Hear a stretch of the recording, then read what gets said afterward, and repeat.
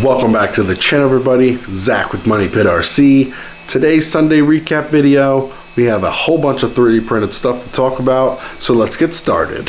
So first up, we have my used to be Little Guy Racing Parts R-Factor body build, but we recently changed out the body with a 3D printed body that we found on Thingiverse. Very happy on how this body came out. This is one of the first bodies that was successful. So we printed the cab, we added a little bit of plastic ABS inside for the front windshield. We kind of gave it a little crack effect with the old knife. And then for the front grille, we just got some paint markers, put a little amber on the side and some little white for the headlights. Gave the body a little bit of patina. I think it turned out pretty good. I'm very happy with it. And also from 24 Yep, he gave me the magnet mount designs. So what they do is I talked about it a little bit in my last video. All they are just kind of little like towers, and then you glue the magnet on. And then I glued them right to the rock sliders. So it's very easy to get on and off. They just clip on like that. Very easy, very simple, and I really like how they are. They're very nice and effective. You just got to be careful of how you put them because you don't want them being off-centered. So under the body, not much has changed. Still rocking the Tech electronics and all that. Race 99 Micro. We did change out the wheels and tires for some tires and wheels that we found on eBay, straight from China. I think they have a good look. Very easy to put together, and these tires are kind of like mini Proline high racks. They're not soft as I wish they were, but they still perform really well. So I did have this thing out, and it did perform really well once I changed the wheels and tires to a much larger tire. So the future plans for this, I do want to get rid of the portals, put some straight axles on it, kind of get a little bit more lower to the ground. But other than that, Tech electronics, you know, it works flawlessly. The only thing is I wish I could put the ESC somewhere else, just because I wanted the whole bed exposed, have nothing on it, just frame rails. But I think it'll be okay for now. It doesn't really hurt the weight distribution at all. But underneath, I really don't think I have a spot for the ESC unless I move the battery around and maybe get a smaller battery and put it back here. But other than that, I'm really happy on how this turned out. I've never had any builds with just like a cab only, so I'm very excited. This is my first one, and it performs really well. So next up is, this used to be my Mias Racing chassis with a whole bunch of stuff on it. We did recently change it out and put the 3D printer body on. This one is a full body with the bed and all. They are pinched front and rear. So I wanted this one to have the bed. Underneath, we did fully 3D print the frame rails, and of course red, because why not make it stand out. We 3D printed the battery tray. Other than that, it is still the full kit that comes in the Mias Racing kit. All the links and all that. It's got the double bed links in the rear. But we did just do a video with the progress of it. In the recording of this video, I am printing the bed cover and a few other odds and ends. But I do want to do windows, so we're going to do the windows in this. I want to do all 4 windows, and then I do want to patina the body a little bit. I did do the black accents for like the fender flares and the door handles and all that. But so before this frame rail, I did 3D print. Hold on. So before this frame rail, I did 3D print this style frame rail. It is a good frame rail. It just didn't work with this type of body setup. Other than that, again, we did find these wheels and tires from eBay, straight from China. I think they look really well. They fit these bodies so good. Just the styling, I think, is what really got my attention. And this is a smaller tire. It's a 58 millimeter tire, kind of a more respectable size. Again, this thing performed well, very nice. Hard bodies really don't change it that much if you have a good performing chassis. Other than aesthetics, I'm gonna keep this thing how it is. Sorry if you hear the 3D printer going in the background. As day by day, I think my 3D printing is getting better. I'll print something, change the settings, print something, change the settings. But I'm very happy on how they are coming out. I will show you guys what I've been printing. So this next thing is something I've been working on. It is the first frame rails that I just recently talked about, but this one is going to be something special because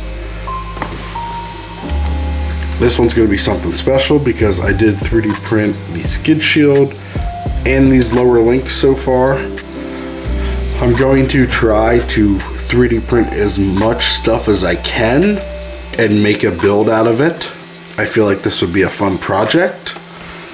It took me so long to figure out how to print these links, and I printed the pivot balls on the inside. I'm very happy on how everything came out so far. But like I said, it did take a lot of trial and error, which I think is the fun part, just because it's just not something that I could just go buy and throw right on. It's gonna take some time to get this thing right. And like I said, I'm gonna try to 3D print as much stuff as I can. Probably not the axles and stuff like that, but I'm gonna try the links and maybe some other few things, but definitely new body. I'll print the new body. I just gotta find one that I like, but I feel like this will be a fun project, and I feel like you guys will enjoy it also. Definitely in these Sunday recap videos, see the progress as it goes on. So yeah, it's definitely gonna be cool when it's all done. This is a very low center gravity frame, so definitely something low and wide, and you know, just stuff that I do. So I'm very excited for this one. Speaking of axles, so these are the axles that I built for that 3D printed build that we got going on. So it's got a underdrive gear in the front with some brass knuckles and a brass diff cover. The rear is just all pretty much stock, but they are both aluminum axle housing. Whoops. They are both aluminum axle housings, and then the axle shafts are the +4 millimeters, so I give it a little bit more wider stance. But at least we have the axles built and ready to go once we get all the links installed. Well, once we get the rest of the links printed, we just gotta find some files for the upper links. So these are all the 3D printed links that I printed, and they just did not turn out well. Some are Gladiator wheelbase, some are Bronco wheelbase. I was just having a problem with, like, maybe the bed's too hot because the bottom sides are getting really squished. But other than that, I did try to put pivot balls in this, and the stock ones are too small, and then the aftermarket ones, like on these links, are too big. So, like I said, a couple of these links did turn out really well. I'm very happy with the print quality, but some of them just got messed up. So I did find that new file with the other links, and I think they turned out a lot better. And they also, that file did have pivot balls with it.